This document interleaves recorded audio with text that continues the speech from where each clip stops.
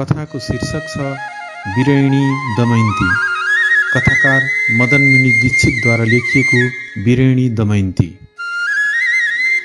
मध्यरातमा कर्कोटक नागहरूको त्यो गाउँ बाहिर घनघोर जङ्गलको एकान्त छाप्रामा उसलाई केही नभनी एक्लै परित्याग गरेर हिँड्ने निषेधराज नललाई विदीर्ण हृदयले खोज्दै कोमलाङ्गी वैदर्भी दमयन्ती जङ्गलको गोरेटोमा हिँडिरहिन्। दमयन्तीले नलसित आनन्दित र खुसी जीवन बिताएकी थिइन्।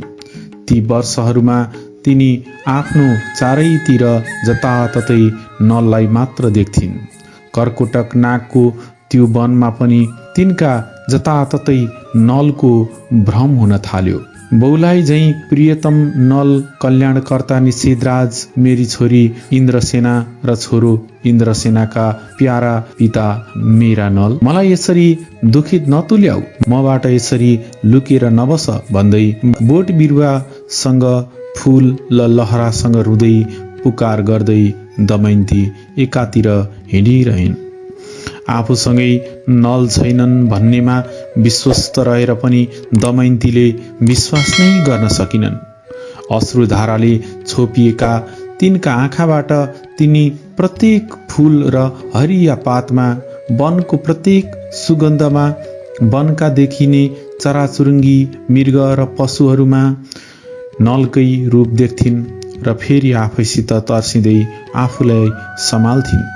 तैपनि वियोगको त्यो उत्कट ज्वालामा दमयन्तीको हृदय भस्मीभूत हुँदै गयो। भोकी अर्धनग्न विक्षिप्त र शिथिल भएकी दमयन्तीलाई हिँड्न पनि गाह्रो भयो। तिनले एउटा पिपल बोटको फेदमा आश्रय लिइन् र दाहिने पाखुराको सिरान गरेर शून्य आकाशतिर हेर्दै पल्टिएर आफ्नो मनभित्र जीवनको अर्थ खोज्न थालिन्। बिहानदेखिकै शान्त तिनी एकान्तिक नारीका आँखा पनि शून्य आकाशमा नललाई खोज्दा खोज्दै निन्द्रालीन भए। सूर्य अस्ताउन केही समय बाँकी थियो। अस्ताउँदो सूर्यका कलिला पहेँला तेर्सा किरण दमयन्तीका मुहार र वक्षस्थलमा पर्न थाले। सपनामा दमयन्तीले नलको भाइ जुआडी पुष्करको कालो मुहारमा सेता दन्त पंक्ति र रातो पहेँलो आँखा देखिन्। सपनामा पुष्करले दमयन्तीलाई बोलाउँदै शिर सुमसुमाइरहेको थियो।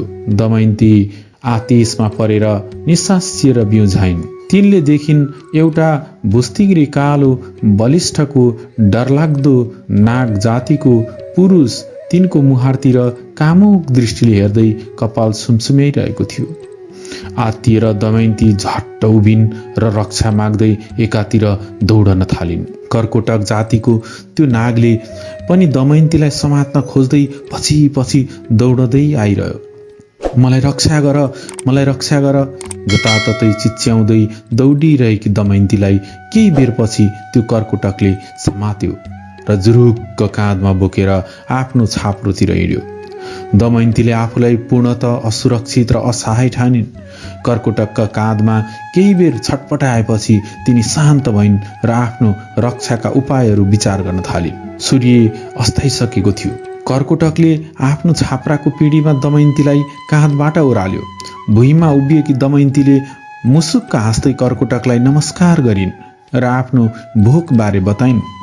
आफ्नो विजयमा त्यो नाग युवक प्रसन्न भयो। त्यसले पिँढीमा सुकुल ओछ्याएर त्यसमाथि बाघछाला हाल्दै, तिमी यहाँ सुखासनमा बस सुन्दरी, मसित नडराऊ, तिमी नारी हौ, म पुरुष हुँ। नारी र पुरुषको संयोग सृष्टिकारी हुने गर्छ। यो संयोगमा त्रास किन? हामी वार्तालाप गरौँ भन्यो। नाग युवक दृष्टात्मा हो भन्ने कुरा त त्यसको कामुक आँखा र स्वरबाटै दमयन्तीले बुझिसकेकी थिइन्। उनले आफ्नो रक्षाको निम्ति उपाय खोज्न तिनले आफूलाई शान्त र संयम राखिन् र आफ्नो दुःख व्यथाबारे बताउन थालिन्। नाग युवकलाई आफ्नो कथा सुनाउँदा दमयन्तीले नलले जङ्गलको बाटो बिराएर हराएको कुरा मात्र गरिन्। त्यसको पति नल हरायो, वन एकान्त छ, त्यसका नाग नरनारीलाई यस्तै कुमारीलाई मैले नगरबाट हरण गरी ल्याएको हुँ। आफ्नो बहादुरीको बखान गरेर आफ्ना गाउँलेलाई प्रसन्न तुल्याउनेछु। यी नारी मेरी भइसकिन्, यिनीसित राति सुखभोग गर्नेछु भन्ने विचार गर्दै कर्कोटक नागले दमयन्ती सामु त्यहाँ कुरा गर्यो पनि। दमयन्तीले आफूले रक्षक पाएर सन्तुष्ट पाएको छु भनी आफ्नो प्रसन्नता जस्तो समेत प्रकट गरिन्। नागले दमयन्तीको भोगको कुरा सम्झ्यो र तिनका निम्ति कन्दमूल र दुधको खीरका साथ मृगको सुकुटी पकाउने र पोल्ने कुरा गर्यो। दमयन्ती खुसी भइन्। छाप्रामा आगो बालेर कर्कोटक नाग युवक भोजन पकाउनमा लाग्यो। बाहिर पिँढीमा निष्पट्ट अन्धकार छ, उज्यालो चाहियो भनेर दमयन्तीले चुलाबाट एउटा अगुल्टो मागेर पिँढीतिर लागिन्। दमयन्ती पाएर उन्मत्त र प्रसन्न भएको नाग युवकले छाप्राको कुनाबाट जाँडको घैँटो ल्याएर आफू खाँदै दमयन्तीलाई पनि दियो। आफूलाई भोजनसँगै मात्र मदिरा पनि मन पर्छ, त्यस बेला मात्र खानेछु, बरु तिमी आफूले खाऊ भन्दै दमयन्तीले मायालु हातले नाग युवकलाई मदिरा खुवाउँदै रहेन्। कन्दमूलको खीर पकाउँदा पकाउँदै कर्कोटक उड्न थाल्यो। दमयन्तीले छाप्राको ढोका र पिँढीमा जाँड पोखेर अगुल्टाले ढोकाको जाँड र छाप्रामा आगो लगाइदिइन्। त्यसबाट पूर्व दिशामा सुइँकुच्चा ठोकिन्। कर्कोटक नाग युवकबाट यसरी छुटकारा लिए पनि एक कोस पूर्वतिर गएर दमयन्तीले सिन्सपा रुखका हाँगामा सावधान बसी रात गुजारिन्। किम कर्तव्य विमूढ तथा साथै अपराजिता रहेकी, तर त्यसबेला आफूलाई पराजिता अनुभव गरेर विभल भएकी दमयन्ती 3 दिनसम्म जङ्गलको माझ विभल हुँदै र बाटामा पाएका कन्दमूल खाँदै हिँडिरहिन्। जङ्गल बीचका साना ठुला ठाउँमा 6-7 घर भएका निषाद र नागको बसोबास देख्दा ती घरसित समेत तर्सिएर दमयन्ती बन्ने प्रान्तकै बाटो हिँडिरहिन्। एकान्त यात्रामा ती एक्ली नारीले आफू र वनस्पति तथा पशुपक्षी अनि नलबीच एकात्मकता रहे जस्तो अनुभव गर्ने गरिन्। वनको बाटामा आफ्नो सामान्य रक्षाका निम्ति तिनले हातमा लट्ठी लिएकी थिइन्। कुनै अजिङ्गर, कर्कोटक वा निषाद युवकले फेरि बलजफ्ती गर्न नपाओस्, यस्ता कुनैले देखिहाल्यो भने पनि कुरूप र बौलाइ ठानेर त्यसको आक्रमण नगरून् भन्ने विचार गर्दै दमयन्तीले आफ्नो केशलाई धुलाले मुसारेर जगल्टा जस्तो बनाइन्। आफ्नो रूपलाई हिलो दलेर विकृत तुल्याइन्। मानिसको परिचय उसको शरीरले भन्दा पनि उसको मस्तिष्क हृदयले दिने कुरा शरीरलाई जतिसुकै छत बिछत तुल्याए पनि दमयन्तीको हृदय बुद्धि भविष्यको उज्यालो आशामा नलप्रति झन बढी मुग्ध र कोमल हुँदै गयो। जहिले जुन रूपमा भए पनि आफ्ना पति नललाई आफूले अवश्य नै फेला पार्ने भन्ने छु, तिनको विश्वासमा झन दृढ हुँदै गयो। तेस्रो दिनको साँझ सूर्यास्तको समयमा वनका बीच खुला ठाउँमा रहेको खेतमा देखा परिरहेको एउटा ठूलो ढुङ्गा नजिक पुगेर दमयन्ती अडिन्। तिनले चारैतिर हेरिन्। टाढा पूर्वतिर पातलो जङ्गलको पारी केही छाप्रा रहे जस्तो तिनलाई लाग्यो। 3 दिनदेखि नरनारीको मुखसम्म नदेखेकी दमयन्तीमा मानिसको सन्निध्याको अनुभवले आनन्द दिन थाल्यो भने आशाका लहर पनि उठ्न थाले। सूर्यास्त हुँदै गयो। टाढाका तिनै छाप्रातिरबाट कुखुरा बासेको स्वर तिनले सुनिन्। त्यो स्वरले उल्लासमय मनोदशामा पुगेकी दमयन्तीको मनलाई तिनै छाप्राका नरनारीतिर मानिसको सामिप्यतातिर तान्न थाल्यो। तथापि दमयन्तीले प्रबल आत्मनियन्त्रणलाई अँगालेर खेतका हरिया मुना र कलिला काँचा जौका झारद्वारा भोकलाई शान्त पार्दै उनी ढुङ्गामाथि लम्पसार परिन्। 3 दिन निद हराएकी दमयन्ती तुरुन्तै गहिरो निन्द्रामा परिन्। मध्यराततिर नललाई सम्झिएर बरबराइरहेकी दमयन्तीको आँखा खुल्यो। कालो नीलो आकाशमा उत्तरतिर ध्रुव तारा, त्यसको दाहिनेतिर 7 तारा र देब्रेतिर 5 ताराका उज्याला तारामण्डलले तिनलाई मोहित तुल्यायो। पूर्वदेखि पश्चिमतिर केही दक्षिणतिर ढल्किएको आकाशगङ्गा दमयन्तीका दृष्टिमा सङ्गीतमय हुन थाल्यो। आकाश र पृथ्वी यस्ता सुन्दर छन्, तिनका बीच आफू एक्ली विरहिणी अवस्थामा अनुभव गरेर दमयन्ती कोमल मधुर स्वरमा वियोग र पीडाको गीत गाउन थालिन्। कति बेरसम्म तिनले गीत गाइन्। तिनले आफै थाहा पाइनन्, आकाशमा बिस्तारै बिस्तारै उभ्रिएर आउँदै पातला बादलले त्यो सुन्दर आकाशलाई दमयन्तीका हृदयमा धुमिल तुल्याउँदै लग्यो। बिस्तारै बिस्तारै दमयन्ती फेरि निदाइन्। यो पछिल्लो निद यिनका निम्ति बढी आनन्ददायी हुन गयो। आफ्नो सपनामा दमयन्तीले त्यो बाक्लो जङ्गलबीच त्यस्तै एउटा फराकिलो ठाउँ, खुला ठाउँमा ऋषिहरूका आश्रमका छाप्रा देखिन्। त्यो आश्रमको चारैतिर मृग, मयूर, सुगा र गाई बाछा चरिरहेका देखेर मानव सामिप्य खोज्दै दमयन्ती ती छाप्रातिर अघि सरिन्। फेरि आक्रमण गर्छ कि कसैले भन्ने भयले गर्दा तिनका पाइला सुस्तरी उठिरहेका थिए। सपनामै तिनले मानव आवाज सुनिन्। सुन्दरी आफ्नो रूपलाई आफैले विकृत तुल्याइरहेकी तिनलाई सम्झना भयो, तर पाइलो अघि सरिरह्यो। त्यही स्वर फेरि सुनियो, तिमी को हौ? वनदेवी, राक्षसी, यक्षी वा गन्धर्वी अथवा देवनारी कि मानवी? दमयन्तीलाई अचम्म लाग्यो। सबै नै मानव नै त हुन्, मनुका सन्तान। सपनामा दमयन्ती मुसुक्क हाँसिन्।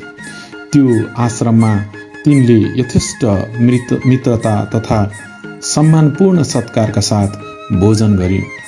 सपनामा फेरि तिनले सुनिन्, अझै उत्तरपट्टि हिँड्दै जाउँ, खोज्दै जाउँ, तिम्रो नल भेटिनेछन्। नल पनि तिमीलाई खोज्दै अति पीडित हृदय लिएर तिमीतिरै आइरहेछन्। कहाँ थियौ यतिका दिनसम्म? भन्दै दमयन्ती चिसो ढुङ्गामाथि आफ्नो मुखमा सूर्यको सुनौलो प्रभाती किरणलाई अनुभव गर्दै बिउजिन्। यथार्थ वस्तुस्थितिबारे दमयन्तीले बुझिन्। त्यस्तो सुखकारी सपना देखेकामा तिमी प्रसन्न भइन् र मुख पुस्दै फेरि उत्तरतिरको बाटो लागिन्। केही बेरपछि एउटा सानो खोला देखियो। दमयन्तीले स्नान गरिन्। किनारमा केराको घारी थियो। केही काँचा, केही पाकेका केराको एक काइयो नै तिनले खाइन्। दमयन्तीमा शक्ति र साहस फर्कियो। तिनी उत्तरतिर लागिन्। निकै बेर हिँडेपछि जङ्गलका बीचमा तिनले अस्पष्ट तर ठुलो आवाज सुनिन्। त्यो आवाज वन्यजन्तुको होइन भन्ने बुझेर तिनी केही पूर्वतिर त्यही आवाजतिर दौडती रहिन्। केही बेर हिँडेपछि दमयन्तीले घोडा, गोरु र गाडामा चढेका लगभग 50 देखि 60 जना मानिसको डफ्फा देखिन्। गाडा निकै थिए। गाडामाथि खरपातका घुमाउरा छाप्रा हालिएका थिए। सबै घोडा र गाई बस्तुका घाँटीमा साना घन्टी टिङ टिङ टिङ बजिरहेको सुन्दा दमयन्ती हर्षोन्माद भइन्। त्यस्तै दमयन्तीलाई देखेर मानिस अघिल्लो गाडातिर डराउँदै चिच्याउँदै दौडिँदै गए। अघिल्लो गाडामा तिनीहरूले केही बेर कुरा गरेपछि उज्यालो सेतो लुगामाथि सुनको मुकुटलाई पहेँलो फेटाले बाँधेको, कम्मरमा चाँदीको बुट्टे पाताको माला पहिरी एउटा प्रौढ पुरुष निस्केर दमयन्तीतिर आयो। त्यस पुरुषले दमयन्तीको परिचय सोध्यो। आफ्नो परिचय दिएर सबै कुरा बताएपछि दमयन्तीले त्यस पुरुषको नाम र गन्तव्य स्थलबारे सोधिन्। त्यो पुरुष सूचिभद्र भन्ने सार्थवाह रहेछ। यक्षराज कुबेरको मित्र मणिभद्रको कुलमा सूचिभद्र जन्मिएको रहेछ। त्यो सार्थ काशीबाट अयोध्या हुँदै चेदीतिर जान हिँडेको रहेछ। दमयन्तीले निषेध नलबारे बताइरहेकी थिइन्। सूचिभद्रको सार्थले कतै कहीँ नललाई देखेको थियो कि राजा नलबारे केही सुनेको थियो कि भनी सोधिन्। सूचिभद्रलाई नलबारे केही थाहा थिएन। विदर्भकी कन्या दमयन्तीबारे सुनेर र कुरा गर्दा सेठ सूचीभद्रले तिनी शिथिल भएकी बारे बुझ्यो र भोजन गर्न आग्रह गर्यो। कैयौं दिन पश्चात दमयन्तीले मृगको सुकुटी, दही, भात र नुन हालेर उसिनेको कन्दमूल तथा दूध खाइन्। अचम्म मानेर तिनीतिर सेठ हेरिरह्यो। त्यसले भन्यो, सुन्दरी वैदर्भी चेती ठुलो जनपद हो, नल त्यही फेला होलान्, नत्र तिनका बारेमा त्यहाँ थाहा पाइने छ। अहिले तिम्रो अवस्था कुनै निषादी जस्तो छ। तिम्रो शरीरमा यी झारपात अवश्य नै सुन्दर देखिन्छन्, तर म तिमीलाई वस्त्र अर्पित गर्छु।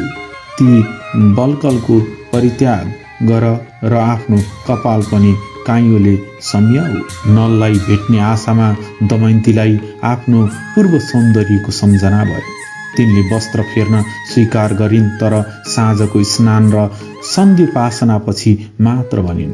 सूचीभद्र सेठ आफ्नो गाडामा गयो। दमयन्ती एउटा गाडाको पछिल्लो बाँसको सहारा लिएर सार्थसँगै हिँड्न थालिन्। आधा कोस जति गएपछि मध्याह्नको सूर्यको रापले सेक्न थाल्दा सूचीभद्रको सार्थ पद्मासौबान्धिक भन्ने अति ठुलो तलाउको किनारमा जंगलबाट निस्केर पुग्यो। त्यो विशाल सरोवर अति रमणीय र सुन्दर थियो। राप र जंगलको उकुस मुकुस युक्त निश्चलतामा पिल्सिएको र निसासिएको त्यो सार्थ एकैछिन सरोवरको किनारमा अड्यो। सूचीभद्रले भनेर केही युवकले सरोवरको किनारमा बस्न, नुहाउन र भोजन बनाउन मिल्ने ठाउँ खोजे। त्यस ठाउँमा पुगेपछि सार्थका खड्गधारी धनुर्धर रक्षक दलले आफ्नो ठाउँ लियो। सबैजना घोडा र गाडामा ओर्लिएर रुखका छारीमा सुस्ताउन थाले। सार्थ सँगसँगै पैदल आइरहेकोमा विभिन्न रूप, रङ, भाषा र भेषका 7-8 नारी पनि थिए। ती नारीलाई देखेपछि दमयन्तीको मन चञ्चल भएर आँखा भिज्न थाले।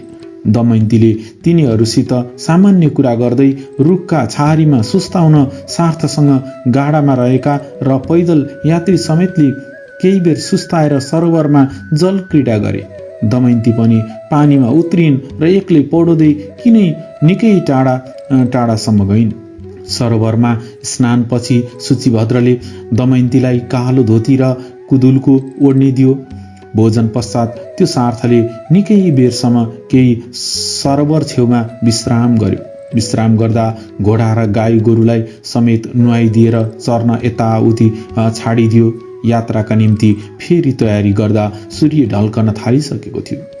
उत्तरतिरको अगाडिको जंगलमा साह्रै नै बाक्लो र जंगली पशुले गर्दा रातको निम्ति डरलाग्दो छ भनी सार्थ रक्षकहरूले भनेपछि त्यो रात सार्थले सौगन्धिकै छेउमा विश्राम गर्नु उचित हुनेछ भनी सेठ सूचीभद्रले निर्णय लियो। सरोवर किनारको खुला ठाउँमा गहिरो निन्द्रामा सूचीभद्र सार्थ सुतिरहेका मध्यराततिर जंगली हात्तीको एउटा डफ्फा पानी खान भनी सरोवरतिर आयो। मध्यरातमा हात्तीद्वारा कुल्चिएर सूचीभद्र सार्थ ध्वस्त र विनष्ट भयो। सार्थबीच नरनारी तथा घोडा र साँडेहरू बीच हाकार मचियो। नारीहरूसँगै सुतेकी दमयन्तीले सुरुमै आफूलाई जोगाएर एउटा अग्लो रुखमा आश्रय लिइरहेकी थिए। तिनको सहायताले एउटी अर्की नारी रुखको अर्को हाँगामा बसिन् र हात्तीद्वारा भएको त्यो विनाशलाई दुवैले करुण दृष्टिले हेरिरहेका थिए। सार्थबाट उठेको हाकार, चिल्ली बिल्ली र क्रन्दनको हात्तीलाई झन तर्साएर उन्मत्त तुल्यायो। त्यो मध्यरातमा कतै केही देखिँदैनथ्यो।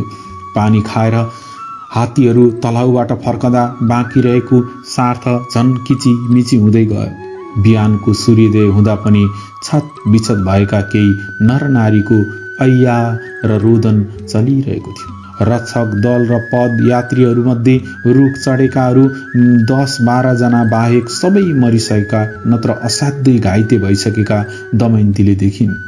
सूचीभद्रको छातीमै हात्तीको पाइला परेको रहेछ। रुखबाट ओर्लिएकी दमयन्तीले रुखमा आफूसँगै रहेकी नारीलाई भनिन्, हेर त बहिनी, सृष्टिकर्ताले मेरो यो शरीर जीवनभरि दुःखै भोग्नका निम्ति बनाइदिएको रहेछ। तर हेर, आज मेरा आँखामा यो विभत्स दृश्य सामु समेत आँसु छैनन्। कति पीडा भोगिसके मैले। सूचीभद्रले दिएको यो वस्त्र मेरा निम्ति यत्रो अशुभ भयो, यसलाई म फ्याँक्छु। अर्की नारीले एउटी मृत नारीको कम्मरबाट रगतका टाटा लागेको मैलो कपडा ल्याइन्। दमयन्ती यसैमा बेरिन्। दुवै नारी चेदीतिर हिँडे। उज्यालो हुँदै जाँदा बाटामा तिनले वैदिक मन्त्र गुनगुनाउँदै गएका केही ब्राह्मण र क्षेत्री पदयात्रीहरूलाई भेटे। केही कसैसँग बोलेनन्, सबै आफ्नो बाटो लागे। सरोवरमा दुर्घटना भएको केही दिनपछि ती दुवै नारी चेदी जनपदको छेउमा पुगे। अर्की नारी आफ्नो गाउँतिर हिँडिन्। दमयन्तीले आफ्नो बाल्यकालको कुरा सम्झिन्। निकै सानी बालिकाको अवस्थामा रहेकी दमयन्तीले आफ्नी आमाबाट ठुली आमाबारे कुरा सुनेकी थिइन्। छोरी, तेरी आमा भन्दा म भन्दा निकै जेठी छिन्। त जन्मने भन्दा केही वर्ष पहिले मेरी दिदी सुनन्दालाई चेदीराज सुबाहुले अपहरण गरेर लगी आफ्नी पत्नी बनाएका थिए। त्यो सम्झनाले दमयन्तीमा ठूलो आशंका पैदा भयो। सामुन्ने चेदी छ, त्यहाँ सुबाहु र ठुली आमा सुनन्दा छन्। तिनले मलाई चिने भने नमिठो हुनेछ, तैपनि चेदी जान्नै पर्छ, नल फेला परिहाल्छन् कि। दमयन्तीले फेरि आफ्ना केश, वस्त्र र मुहारलाई बिक्री तुल्याइन्। निषेधराज नलबाट बिछोड भई हिँडेदेखि घाममा परेर तिनको अनुहार, मुहार र शरीर त्यसै पनि डढेर कालो भइसकेको थियो। चेदीभित्र पस्दा दमयन्तीलाई बौलाई जस्तै देखेर सडकमा केटाकेटी आहा हु गरी चिच्याउँदै गिज्याउँदै दमयन्तीका पछि लागे। चेदी नगरको मूल बाटोको पूर्वतिर काठको आफ्नो 2 तले घरको माथिल्लो बार्दलीमा बसेर रानी सुनन्दा सडकको रमिता हेरिरहेकी थिइन्। बौलाई जस्ती दमयन्तीमा ती वृद्धको दृष्टि पर्यो। दमयन्तीको अनुहारको ओज र देहष्टितिर तिनको ध्यान गयो। आफ्नो सेवकलाई अराएर तिनले दमयन्तीलाई आफू छेउ बोलाइन् र परिचय दिन्। दमयन्तीले आफ्नो यथार्थ र परिचय लुकाएर आफूले एउटा सम्भ्रान्त परिवारमा सेठकी पत्नीको सिंगार पिटार गर्ने सुसारे भएर काम गर्ने गरेको बताइन्। आफ्नी युवती हुन लागेकी छोरीका निम्ति सुनन्दा कुशल सुसारेको खोजीमा थिइन्। सुनन्दाले दमयन्ती सामु आफ्नी छोरीको सुसारे सोरन्धीको काम स्वीकार गर्न आग्रह गरिन्। तपाईँ रानी माता सरह हुनुहुन्छ, तथापि मेरा 3वटा शर्तलाई स्वीकार गर्नुहुन्छ भने मात्र म यो काम गर्नेछु भनिन् दमयन्तीले। मैले कसैको जुठो खान नपरोस्, कसैको पाउ दाब्न नपरोस् र कुनै परपुरुषसित बोल्न नपरोस् भन्ने आफ्नो शर्त प्रस्तुत गरिन्। सुनन्दाले 3वटा शर्तलाई स्वीकार गरेर छोरीलाई बोलाइन्। तिमी सोरन्धी अबदेखि तिनको हेरविचार र स्याहार सुसारमा बस्नु भनी आदेश दिइन्। निषेधबाट नलसँगै निस्केकी दमयन्ती चेदी नगरमा आफ्नी ठुली आमाको भवनमा सोरन्धीका रूपमा रही निषेधराज नललाई जसरी भए पनि खोजेर फेला पार्ने उपायबारे सन्तोषका साथ विचार गर्न थालिन्। धन्यवाद।